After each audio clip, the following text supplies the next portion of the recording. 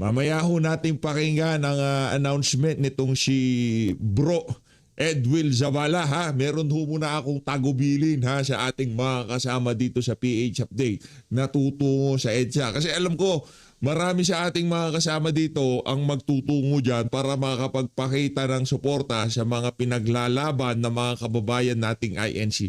Tayo din ho dito sa PH Update handa na anumang oras mula ngayon.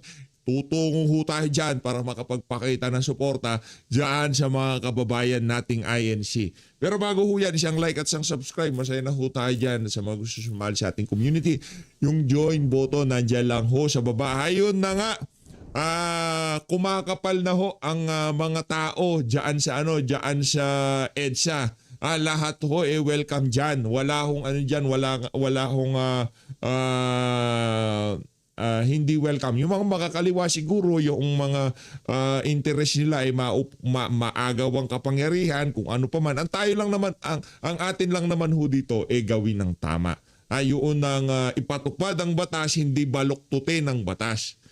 Anong batas ang gusto nating maipatupad dito? Yung batas na kung saan etong si Bunoan hindi state witness. Yung batas na kung saan yung mga nagnakaw sa mga maanumalyang flood control, tuntunin natin kung sino ang mga mastermind. Yun lang ho ang atin dito. Wala ho tayong maraming pag-uusapan dito sa video na to. Pakinggan ho natin ang announcement nitong si Bro Edwil Zavala. Respeto, pagsuporta, ang ating maibibigay dito sa mga kapatid nating INC. Eto, pakinggan ho natin itong mga kababayan. Yun! Magandang umaga, narito po ang ating Net25 News Update para sa oras na ito. Ikinagulat ng National Capital Region Police Office ang dami ng mga taong dumagsa sa bahagi ng EDSA malapit sa People Power Monument sa White Plains, Quezon City. Kaugnay ng isinagawang pupunta ho tayo dyan ha. Antabay lang ho tayo ng konti pero tayo ho dito sa PH Update handa hong dumalo dyan. Diyan sa pagtitipon na yan para makapagpakita ng suporta para ika nga na ho ito ika nga bulgarang panluloko na ang ginagawa nitong si Boying Remulla sa sambayan ng Pilipino. Mantakin mo mauna pang makukulong si Rodante Marcoleta doon sa mga magnanakaw ng flood control. Sarap murahin itong si Boying Remulla kaso hindi lang tayo nagmumura dito Pero ito sigurado lang yung Boying Remulla na to. Siyempre INC yan Alam naman natin INC religious group yan. Paano ba tayo magbumura, di ba? Tagigil si Boying Remulla, no? Parang yung batang pasaway. pagtitipon ngayong araw. Ayon kay NCRPO Director Police Major General Anthony Aberin, nakatanggap ang kapulisan ng intelligence report hinggil sa planong pagtitipon sa nasabing lugar. Kaya maaga silang nagpatupad. Sana all may intelligence. Sana all may intelligence. Sana para dun sa mga estudyante na gumagawa ng karumal-dumal na kabalbal sa eskwelahan, may intelligence rin. Sana all. Ng security deployment at iba pang kaunang hakbang upang matiyak ang kaayusan at kaligtasan ng publiko.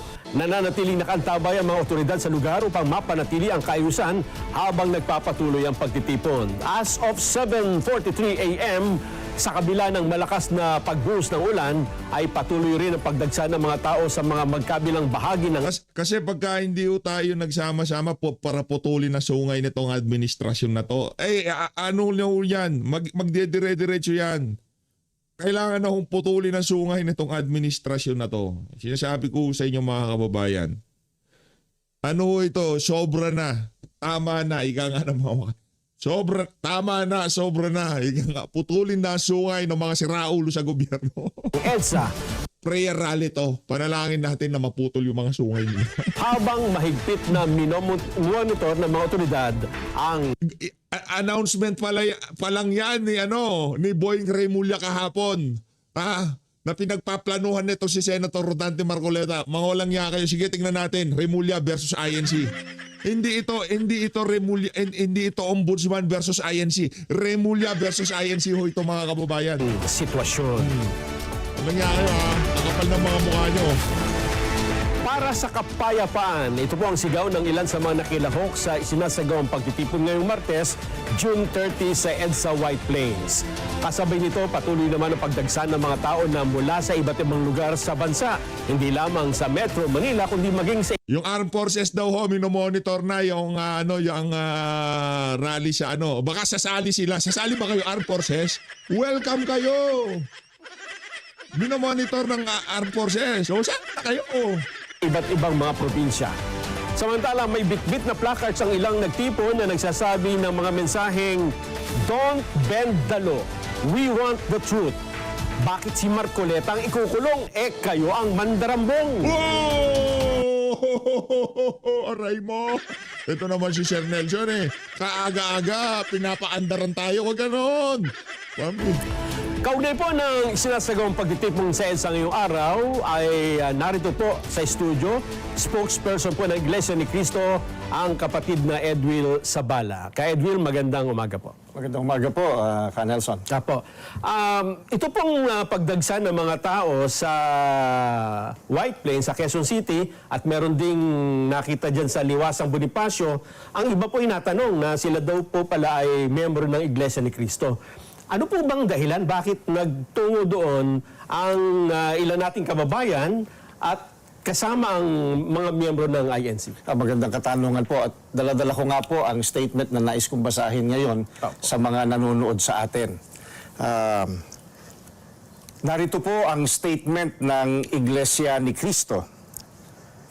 Hindi tutol ang Iglesia ni Cristo sa pagpapatupad ng batas. Yan. Pero tutol kami sa pagbaluktot sa batas, lalo na kung ang layunin ay para pagtakpan ang katiwalian. Gaya ng alam ng marami, si Senator Dante Marcoleta ay nanguna sa pag-iimbestiga sa isa sa pinakamalaking pandarambong na naganap sa ating kasaysayan. Sinimulan niya ito nang siya pa ang chairman ng Blue Ribbon Committee ng Senado. Subalit, pinalitan ng liderato ng kumiting ito. Gayunpaman, itinuloy niya ang paghahanap ng hustisya para sa atin na mga mamamayan. Ang ipinagtataka namin ay kung bakit siya na nagsusulong sa pag-expose ng mga sangkot sa napakalaking pagnanakaw sa Pilipinas ang kakasuhan at ipakukulong sa halip na ang mga na-expose. Ang ikinakaso kay Senator Marcoleta ay plunder na isang non-bailable crime. Sa makatwid, ipakukulong siya at hindi pwedeng magpiyansa hanggang hindi natatapos ang pagliliti sa kanya. Sa madaling salita, ay hindi na niya maitutuloy ang paglalantad o pag-expose sa mga sangkot sa pandarambong na naganap. Pero, paanong naging plunder ang pagtanggap ng campaign donation o campaign contribution? Hindi naman galing sa kabangyaman ng Pilipinas ang tinanggap niyang donation mula sa mga sumuporta sa kanyang pagkandidato bilang senador. At mismong ang COMELEC ay naglabas na ng desisyon na walang krimen. Kita mo na yan, boy Remulla, kapal na mukha mo! Nakasigaw no? Aga-aga galit kay boy Remulla si P.A. Jambin. Galit Yan. Langya ka, boy Remulla. Ang daming pwedeng ipakalong, ba't si Senator Dante Marcoleta pa? Langya ka, Seryahan mo. Ako, P.A. Jambin, makikiisa ako dyan sa rally na yan. Palakpakan muna natin to si Senator Dante Marcoleta. Ang pagkakaroon ng kaso dito sa Adik administration na to, medyo nagpupyok pa tayo dahil liga nga nagbibinata. Siyempre, alam nyo naman, di ba? Isang karangalan. Di ba? Kung sakaling, sino mga vlogger dyan na masampahan ng kaso? Kung sakaling tayo man, dumating ang punto, huwag naman sana, di ba? Huwag naman sana. Di ba? Wala ng PH update pag nagkataon, di ba? Gusto nyo ba? Wala ng PH update. Sakali man, titignan natin yan bilang isang malaking karangalan. Kung baga nakahanay ka kay Rodante Nakahanay ka kay Pastor Kibuloy, kay Tatay Digong, kay BP Sara. Doon ka nakahanay. Kung sakaling kasuhan ka dito sa adik na administration na to, yun ho ang sinasabi ko sa inyo. sa aling, God forbid, knock on wood, knock on every wood, wag naman sana mangyari, no? Ginanon tayo, isang ika nga, hindi tayo matatakot dahil alam natin nasa katotohanan tayo. Hassle, ika nga, hindi naman tayo kasing yaman ni Senator, itong si Senator Jingo Estrada, hindi naman tayo, pagdating sa ika nga, legal talagang, baka pau, public gobyerno yun baka ibenta tayo. Hindi naman nangyayari yun. Knock on wood. Diba? Men na naganap sa pagtanggap niya ng campaign donation. Sinusuportahan ng Iglesia ni Cristo ang itinataguyod ni Senator Marcoleta dahil ito rin ang posisyon namin. Nananawagan kami para sa transparency, accountability, justice, and peace. Kaya, nais naming iparinig sa mga kinauukulan na kahit ipakulong nila si Senator Marcoleta, ay hindi kami titigil sa paghingi ng katarungan para sa mga kababayan natin na ninakawan. Gusto naming ipaalam sa kanila na isang injustice ang selective justice. At hindi kami mananahimik sa harap nitong napakalaking pagyurak sa katarungan na hinihingi ng ating mga kababayan. Yan po ang statement ng Iglesia ni Cristo. Yan. Maraming salamat po, Ka Edwin. Maraming salamat po. Abangan pa po ang latest sa mga pangyayari ngayon. Bali ho, ika nga, habang nangyayari ho yan, atin naman hong panoorin ng interview netong si former Congressman Mike Defensor dyan sa Billionaire News Channel. Ito, pakinggan natin. Saan ka ngayon exactly? And papunta ka ba dun sa event? Actually, Attorney Trixie, 2 hours 30 minutes na ako sa kalye. And yes, I'm joining the group in EDSA. Ano mang oras ho mula ngayon baka tutulak na rin ho tayo ng pa-EDSA ha.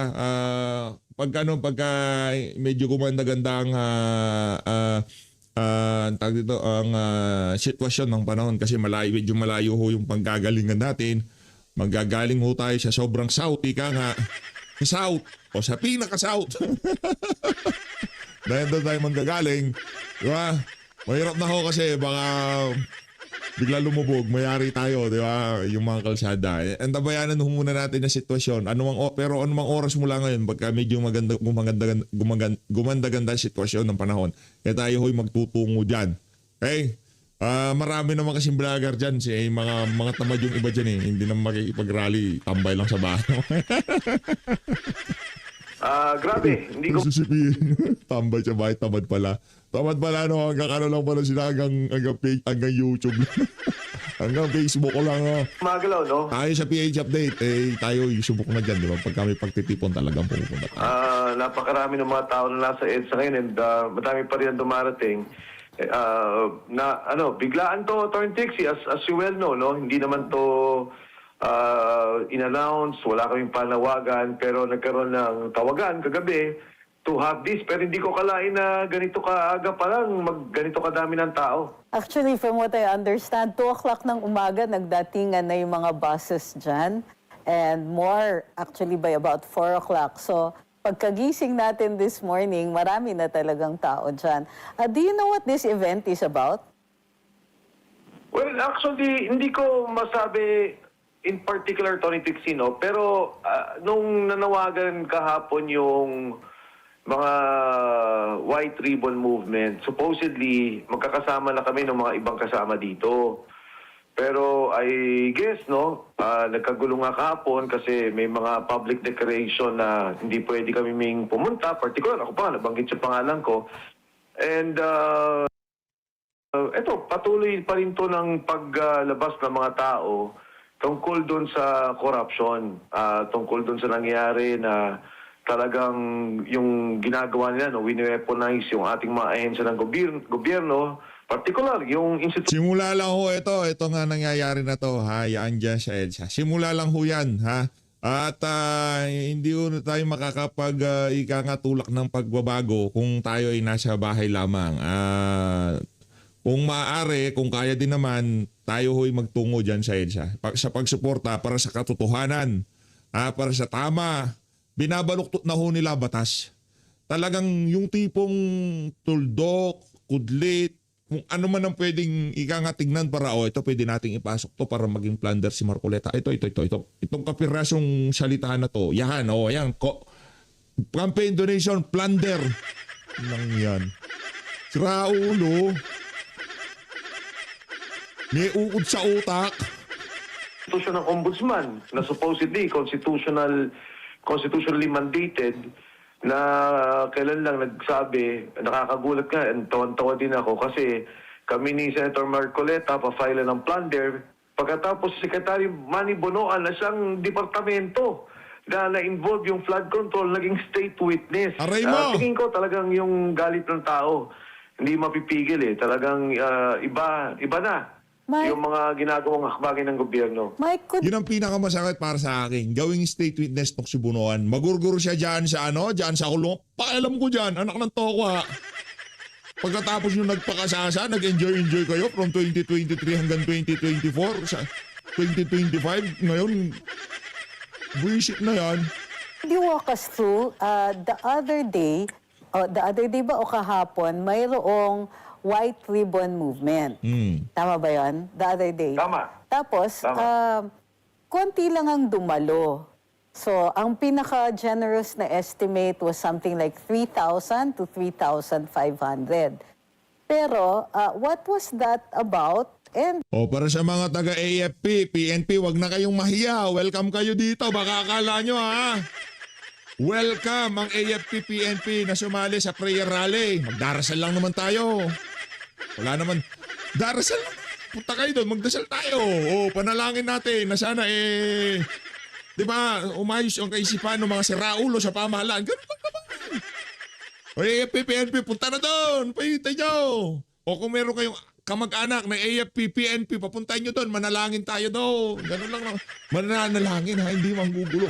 Prayer rally. Mananalangin tayo. Bira. Meron kang pamangkin na nasa AFP. Sabi mo, punta ka na ng EDSA. Meron kang anak na PNP. Punta ka doon, anak, manalangin tayo. Punta tayo doon, sabay-sabay, mananalangin tayo. Diba, panalangin natin ang bansa natin na iligtas tayo dito sa mga siraulong government official. Diba? anong nangyari? Tapos, connected ba yung mga pangyayari ngayon doon sa white ribbon movement? Well, hindi ko alam kung directly connected, pero kasi talaga nung nag-usap-usap kami ng mga ilang kasama na dadalo din dito, nagkaisa kami na we will be supporting yung White Ribbon Movement kasi nga parang walang partisanship, walang politika, basta ang panawagan natin is korupsyon, yung anti-dynasty bill at saka electoral reforms. So sabi namin, sige, makikisama kami dyan, hindi kami kikibo about, kasi alam mo naman, iba-iba yung pananaw ng mga tao dyan, iba-iba yung kanilang perception, yung iba, di ba, resign, impeach. Inang Boeing Remulla na to, si Raulo. State witness daw si Bunuan. Kulong si Marcoleta, si Raulo ka ba, Boeing Remulla, ha? Inday, tapos corruption ni BBM, yung iba naman, corruption lang ni BBM. Basta ganyan yung mga iba't ibang grupo, no? Sagarin nyo. Sige, Boying, tuloy nyo yung kaso kay Senator Rodante Marcoleta. Sagarin nyo ang galit ng mga tao. Pakawalan nyo, gawin yung state witness itong si Bunuan. Talagang kitang-kita dahil aso ng Malacanang si Bunuan nung nag-uumpisa ang kasagsagan ng Nakawan. Ngayon, lahat ng amena pangandaman, Martin Romualdez, Bunuan, anak ng tokwa, hindi pwedeng makulong. Bakit? Kasi alam nila kung sino mastermind. Hindi ba malinaw yon? Na Malacanang ang mastermind dito sa mga maanumalyang flood control project. Basta ba yung kanilang posisyon? So kami naman okay lang. Aga-aga, Wala namang ha? problema. Ang kami, Hindi willing kami lang, ha? makipag-unify. Kasi nga, yung corruption, bottom line, kailangan talaga natin resolvehin. Pagkatapos nung umaga, sabi, sige, wag na lang tayong tumuloy. Pero alam namin kasi may mga ibang tutuloy na kasama. So, pumunta pa rin kami, pero lumayo na kami para wag magkagulo ng direct interaction. Kasi if you recall, Attorney Trixie, binanggit mismo, Mike Defensor, wag kang pupunta doon or something to that effect, no? At saka yung mga DDS, wag kayong pupunta. Well, yeah, So, meron having ganun. said that, tapos biglang kahapon ng hapon, nagkaroon ng press conference si Ombudsman Boying Rimulya, ang sinasabi na nga, hindi, pa-filean na si Dante at si Mike Defensor at yung dalawa pa nilang kasama, si Mr. Joseph Espiritu and si Mr. Aristotel Viray. And then, in the same press conference, binanggit din, sabi, state witness na ho si Secretary Manny Bonoan. So I guess, Yan. ito yung mga, yung reaksyon ng tao talaga na parang, Hindi pwede yun. sila tumuloy Bunoan, state witness. Raulo ka ba, Boy Remulla, ha? tayo. I-ano na natin to. Kumilos tayo dahil talaga. Tapusin na natin to once and for all. Manalangin na tayo dyan sa EDSA para ika nga matapos na to. Magkaalaman na talaga kung hanggang saan ang kapangyarihan itong mga siraulong adik na to. Ang gobyerno, Magidalo tayo, makisaw tayo. Tapusin na natin yung mga dapat tapusin. Ika nga, panalangin na natin yung mga dapat panalangin. Di ba? Yung iparamdam na natin sa gobyerno na to na ang tao nananalangin na. Na sana matapos na itong mga kabalbalan na to sa administrasyon na to dito sa gobyerno na to. iba na talaga yung ginagawang hakbang. Iba na yung mga steps na ginagawa nila na yung mga nagsasalita sa korupsyon yung kinukulong at yung mga involved sa korupsyon, pinoprotektahan pa. In fact, itong kay Manny nga, Bonoan, Secretary Bonoan, siguro pinakamagandang magagawa lang nila, hindi ito, state witness ka na lang, protektado ka. So, Mike, teka, sabi kasi ni Ombudsman Boying Remulla for filing na yung kaso ninyo. Although yung last na balita also on the same day was that for resolution pa lang, meaning hindi pa lumalabas yung decision. And yet, during the, tama ba to? During the press conference, in-announce na ifa-file na yung kaso ninyo ni Kong Dante, ni Senator Marcoleta. Yes. So- Tapos sabi nga, magpapa-issue sila ng warrant of arrest. Siguro, medyo rewind lang natin. Previous to that, di ba in-announce na Joel Villanueva, Yes. si Escudero, Jinggoy Estrada, Manny Several Bonoan, Martin congressmen. Romal. Akala kasi ni Boying Remulla, lahat ng lumalabas sa bunganga niya, pagka yung confidence na delivery niya, kagad papaniwalaan ng mga tao. Kagad kakagatin na lang na ganun-ganun na lang porket abogado siya. Hindi na ganon. Masyado ng obvious. Kung doon sa ginawa niyo kay Tatay Digong, ika nga ang tawag dito, hindi binigla nyo, ginulat nyo. Dito wala nang gulatan dito. Nakikita namin yung kabalbalang ginagawa ng administrasyon na to. Mula sa gobyerno ni Marcos Jr. hanggang sa ombudsman. Kinakasangkapan para gipitin yung kanilang mga kalaban. Anong klaseng kabalbalan yan? Des. Plus, yung mga yan. Pagbaliktad, yung si Jinggoy hindi umalis at nanindigan, ikinulong.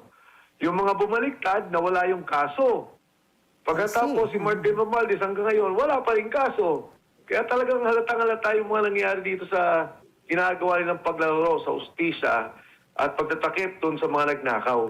Mike, kinasuhan din si Julie, yung wife mo, and I understand one of your kids. May Two kaso. of my Oh my kids, goodness. Pati anak ni Kong At first time nagtanggal ako ng sombrero. Sabi ko sa inyo, hindi ako panot eh.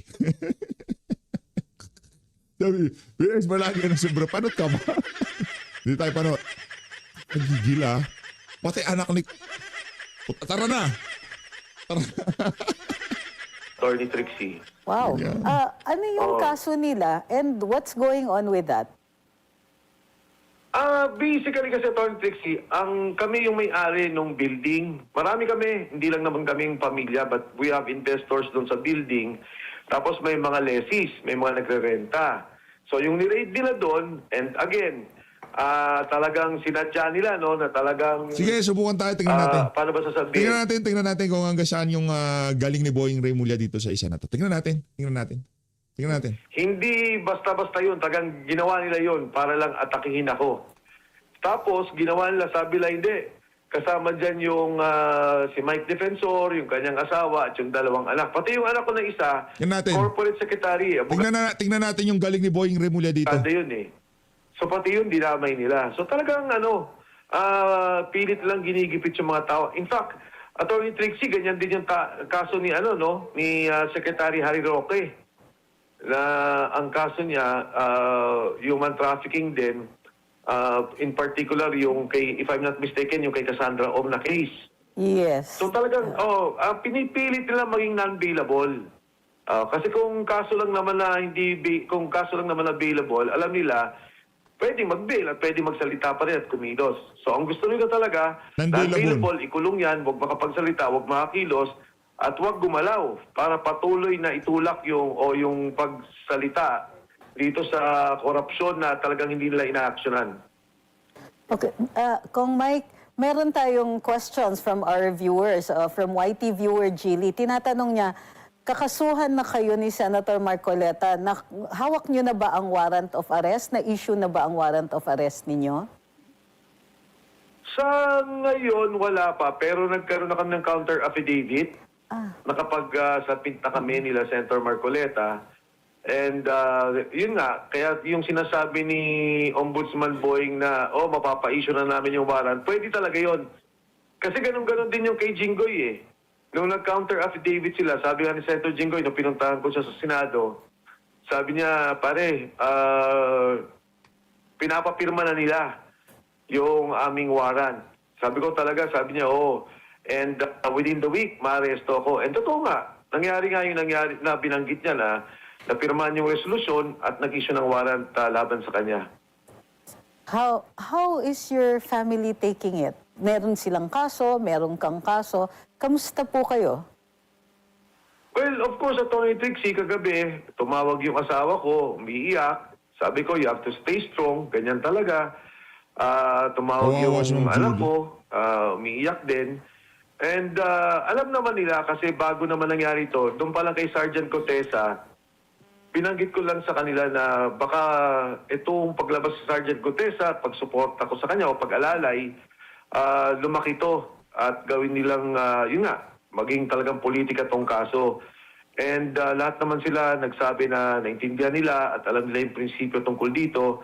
Siyempre, alam din naman nila, hindi lang naman para sa akin to, kundi para sa kanila. And of course, yung future na i-build nila. Pero walang pamilya kasi na hindi malulungkot sa sitwasyon na hiwalay-hiwalay kayo eh. Na may takot na ikukulong yung ako, no? Bilang Nakatakot yan. Yun nga lang kung ideya na makasuhan ka, nakakatakot ho, sa totoo lang. At yan, may pera na yan, makukuha niya lahat ng dekalidad na abogado. Diba? Kaya tayo dito sa PH Update, napakaingat ho natin. Hanggat maaari, ginagawa ho natin lahat ng pwedeng sa lahat pagsasalita, paano sa lansan yung mga issue, yung kumbaga pwede sabihin na play safe kasi pagka safe ka, hanggat maaari hindi ka bumalagbag ng sobra-sobra, ibig sabihin nasa tama yung pagbalagbag mo, hindi siya kagaya ng bara-bara lang. Kumbaga meron siyang meron na ilalabas mo yung saloobin mo, pero hindi ka lumalampas sa linya na kung saan mahahanapan ka na nila ng butas. Di ba?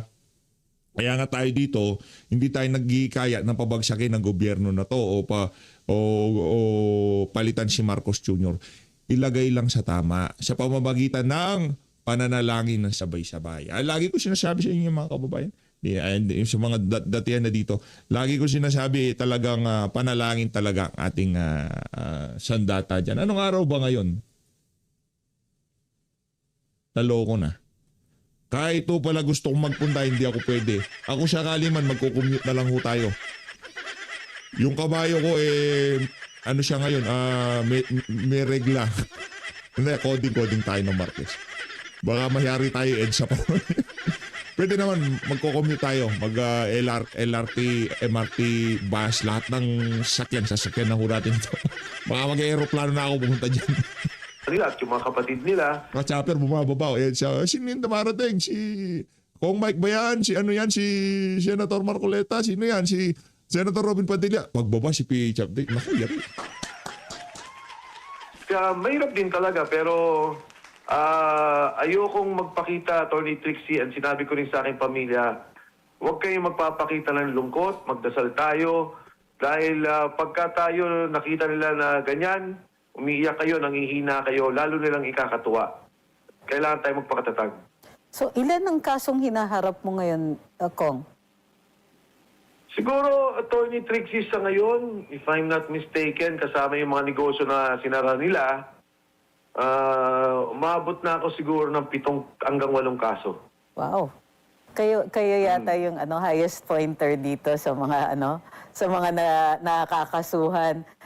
May idea ka ba? Palagay ko, Yes. to be fair, Attorney Trixie, palagay ko tinalo ako ni Attorney Baligod at saka nung 18 na ating kasundaluhan. Ay, oo nga pala. Kasi Para sa mga AFP, PNP, INC member. Ano na? Paggalawin nyo na yung baso, kailangan na natin magpunta ng EDSA para magdasal. Hindi para manggulo, para magdasal, di ba? Prayer rally yan eh. Magdadasal tayo. Ipagdasal natin yung mga adik at siraulo sa gobyerno. Yung mga bumabaluktot sa batas. Ipagdasal natin yung mga yan. kinakasuhan ng libel yata every Yan. time na i-interview sila. Ano mga yan? Correct. Kung di ako nagkakamali. Available, Nga kayo, palagay ko pinakamarami. Pero dito, naniniwala ka na tinutulak nila non-bailable cases. Ano yung hangarin nila dito? I mean, naiintindihan ko na merong mga Naiintindihan ng sambayan ng Pilipino kung anong kagaguhan ang ginagawa mo, Boying Raymulla. Ano mo? Pagigil si Boying. Ibang klase. Congressman. Ibang level ang kagaguhang ginagawa ni Boying. and senators that they want to keep out of the legislature. O ngayon, yung mga taga, hindi pwede. Yung mga taga JIL, hindi. Takot yung mga yan. Hindi kaya. Si Eddie Villanueva, anak na tawa. Hindi niya kaya yung mga membro ng iglesia, INC, may paninindigan at hindi ko alam. Baka yung iba meron. Baka meron tayong makita dyan. Baka pag hi hello tayo sa kanila, kumustahin natin si Joel Villanueva. Uy, pag nandiyan kayo, kumusta na ba si St. Joel? Ayun, duwag pa rin hanggang ngayon. Traidor pa rin hanggang ngayon. No? Pero yung sa iyo, ano yung tingin mo na yung purpose nila dito? Suporta. Basically, Attorney Trixie, kasi may mga nagpasabi rin naman sa akin nung nangyari yung raid nila nung una, tapos yung plunder, parang pwede ba huminto ka na? Kasi nagagalit sila doon sa sundalo na lumabas, yung 18 Marines na tinulungan ko, at tapos may lalabas pa dapat na 10 at saka 7. So, ayaw talaga nila yon. Pangalawa, ayaw talaga nila yung Rage Coalition. Yun yung pinapangunahan ni Mayor Baste Duterte na nagkaroon kami ng pagkakaisa tapos inorganize natin para magsama-sama yung mga tao. Para sa mga member ng Rage Coalition, magdasal na tayo sa EDSA. Game na, mga maisog. Nako, yan sigurado nandyan yan, maisog Mga natin yan, mga kapanalig natin yan sa paninindigan, mga akbang ng maisog, Atty. Vic Rodriguez. Rage Coalition, ito naman si Kong Mike Defensor. Magkakasama yan, maisog tsaka Rage tayo kaisa ng mga yan sa kanilang mga prinsipyo at pinaninindigan. At yun ang kinagagalit nila. Pero ang sabi ko nga sa kanila, Atty. Trixie, Laban. ito lahat naman nakikinig, kasama na yung mga hindi sumasang-ayon sa akin o sa tingin nila mali ang ginagawa ko. Alam nyo, ang isang binibigay ng ating saligang batas ay yung karapatang magsalita. At yung karapatan na yan, binibigay sa atin na hindi dahil doon sa gusto nating marinig at hindi dahil doon sa gusto nating sang-ayunan. Kung hindi, yung freedom of speech o yung kalayaang magsalita, binibigay yan doon sa mga ayaw nating pakinggan. Kasi nga, bilang pagbibigay respeto sa mga boses ng tao na bagamat hindi tayo sumasang-ayon, ayaw natin sinasabi nila, binibigyan natin ng kalayaang magsalita. So, nagtawag ba ako na mag-armas tayo? Nagtawag ba ako mag-rebellion tayo? Nagtawag ba ako na manggulo tayo? Hindi. Yung akin, ang sinisigaw ko is yung korupsyon. Na ano bang nangyari dito? Ang daming nagnakaw, wala kayong kinakasuhan. Ang daming nagnakaw, hindi nyo iniimbestigahan. Ang daming nagnakaw, ni 5, may naibalik silang kaunti. Pero kakarampot sa trilyon na nilakaw sa pondo ng gobyerno. Kaya ang akin lang naman sigaw dito, di ba? Itigil natin yan, parusahan natin yung mga taong nagnakaw. Dahil pag hindi natin pinurusahan yan, wala na tuloy-tuloy. Kasi ang tingin nila, kahit na pala gawin mo to, sa bilyon ng ninakaw mo, trilyon, pwede kang makalusot. Alam niyo anong pinaka nakakagigil? Yung kay Bunuan. Na gawing state witness si Bunuan. Yun ang pinaka nakakagigil sa lahat. Pwede kang magnakaw at pwede kang lumusot dahil kaya mong bayaran ang abogado. Okay. Kaya mo siguro bayan yung investigasyon. Kaya ito, Attorney Trixie, Yes. yung pinaglalaban natin, yung ating boses na makapagsalita. Laban! Yun. So, Kong Mike, naku, maraming salamat. Nabulabog ka namin ngayong araw ng kaarawan mo. Birthday ni ka, palakpakan muna natin. Happy birthday to you. Happy birthday to you. Happy birthday, happy birthday. Pakanton ka naman dyan. Salamat uli. Ingat ka at makikita ka naman Birthday. namin mamaya pag nagsalita ka na sa entablado. Again, thank you. Thank you so much. Thank you, Attorney Trixie. Mabuhay ka. Ingat-ingat.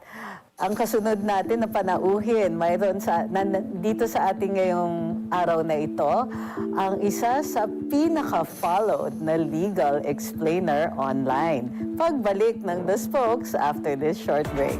Bato na ho natin to. Ayun na nga mga kababayan, maraming salamat sa pag-support sa PH Update. Mag-ingat po kayong lahat. Mahal natin ng Pilipinas.